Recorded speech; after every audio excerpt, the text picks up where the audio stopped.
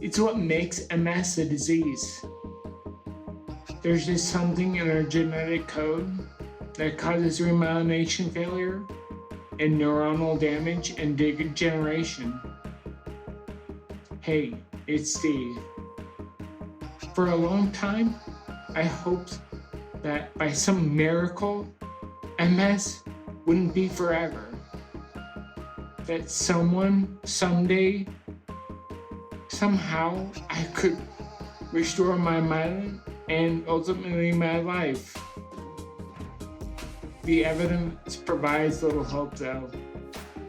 They've discovered the presence of numerous myelinating cells called oligodendrocyte progenitor cells in our demyelinated plaques, but no new myelin. It's a conundrum at face value, but there's a solution. A common model of remyelination says that new adult OPCs should be able to travel to damaged brain areas where our sclerosis are. Once there, they should release molecules from different cells during inflammation, which is weird. I don't know about you, but I've always had hatred for inflammation. But it appears inflammation sometimes can be helpful. That inflammation causes them to morph into myelinating cells. And don't be mistaken. There is practically an unlimited supply of OPCs that could be recruited into the adult CNS and our demyelinating plaques. So what's my solution? There's a war going in our brain. And I guarantee you will continue inside of it forever. And as I said, it's in our genes. But I like to think of it as a sports team. And it's a battle of sports teams. On one hand, we have Team Myelin. And on the other, we have Team Immune System.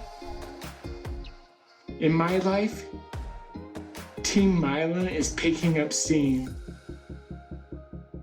I know it because I feel it. My symptoms have all vanished and have never come back. But it gets even better than that. Like having new strength in my right leg that ultimately restored my balance. Let me ask you, what else could it be?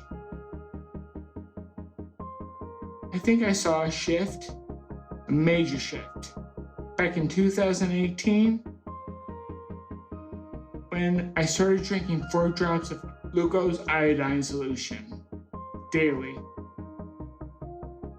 Glucose iodine was developed by a French physician called Jean Lugal in the 1860s. It's a combination of iodine and potassium iodide. Iodide is preferred by the thyroid, whereas iodine is preferred by the central nervous system. Now, from what I've read, many different liquid iodine solutions do not have the correct balance of iodine to iodide. There is another option though, nascent iodine. It seems the key difference between nascent iodine and glucose iodine is that nascent iodine has a higher absorption rate, so less is needed. But that sounds all great and fantastic, but there's a trade-off because it's more expensive. I don't see one being better than the other. I've tried them both. but I'm sticking with Lugol's. I didn't know when I started to which one to use, so I went with Lugol's, and now I feel Lugol's is winning. So why should I switch? It's important for either form of iodine for it to be diluted. Through trial and error, I tested how much to take on myself. The US recommended daily intake of iodine is 150 micrograms per day. It seems to me that doesn't seem enough to promote remyelination. The FDA limits that limit to 1 milligrams a day. And 1 milligrams is about 1 drop of Lugol's. So why do I take 4 drops? I've been taking that same amount every day for the past 5 years. And I feel like I'm slowly recovering.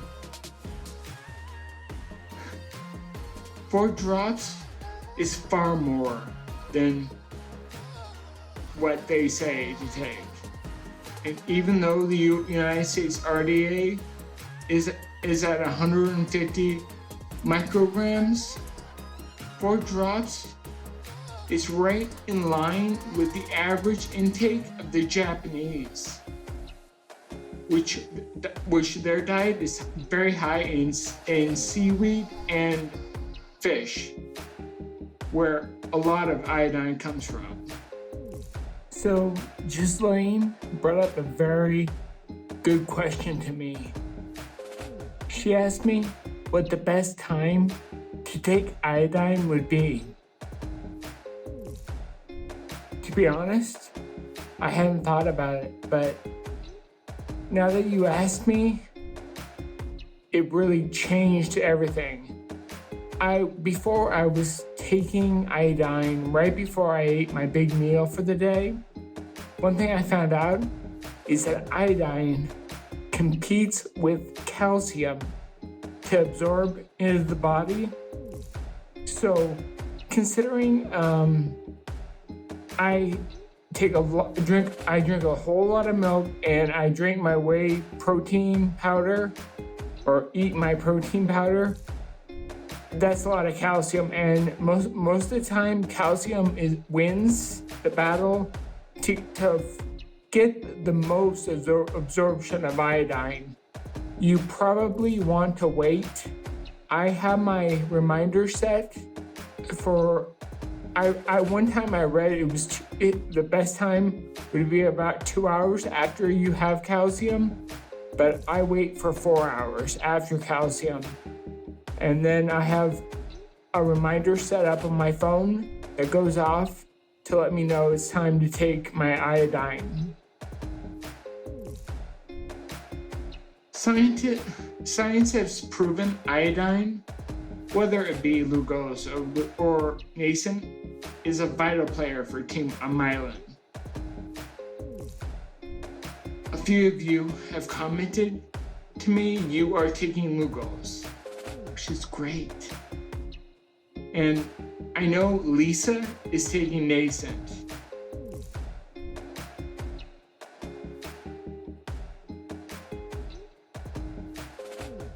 Is there anyone else out there? Let me down in the comments. You know how much I love reading and responding to all of your comments. Thanks for watching. Make sure to like and subscribe so you never miss a video.